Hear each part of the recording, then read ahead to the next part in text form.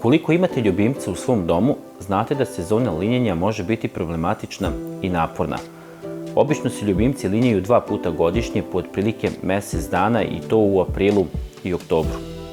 Metode za umanjivanje linjenja su iste i kod pasa i kod mačaka i podrazumevaju četkanje, kvalitetnu ishranu, praćenje unosa vode i izbegavanje stresa. Četkanjem se uklanja mrtva dlaka, ali i prenosi prirodno ulje sa kože na dlaku, čime one postaje sjajnija i zdravija. Za pse koji se mnogo linjaju, svakodnevno četkanje je obavezno, dok se jednom sedmično mogu četkati oni psi koji se linjaju manje.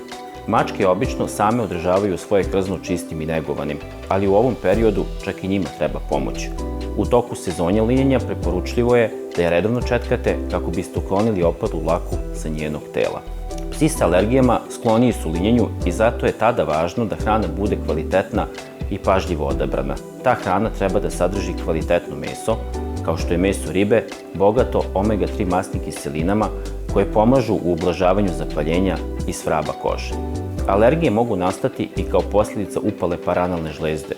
U tom stanju se pas neprestano češe, što izaziva alergijski dermatitis, odnosno upalu kože. Daljim upornim češenjem nastaju ranice, ogrebotine i na tim mestima dlaka više počinje da opada. Kvalitetna hrana odgovarajućeg sastava od koje će se dobro formirati izmet, odnosno biti homogen, delimično može prevenirati problem otežanog pražnjenja paranalne žlezde. Ove probleme moguće ublažiti hranom Premil Plus. Pored mesa, hrana treba da sadrži i lako svadljive žitarice, koji sadrže kompleks vitamina B grupe, životinjske masti, hladno ceđena biljna ulja i riblje ulje, koji su u određenim odnosima značajni izvori najkvalitetnijih masnih kiselina. Kada su mačke u pitanju, u osnovi prevencije opadanja dlake je ishrana bogata proteinima i vlaknima, što pomaže da koža bude zdrava i jaka. Pored ovoga, bitno je da uvek vodite računa o tome da vaš ljubimac uvek ima dovoljno sveže vode na raspolaganju. Dehidriranost dovodi do isušivanja kože, što je opet uzrok prekomernog linjanja.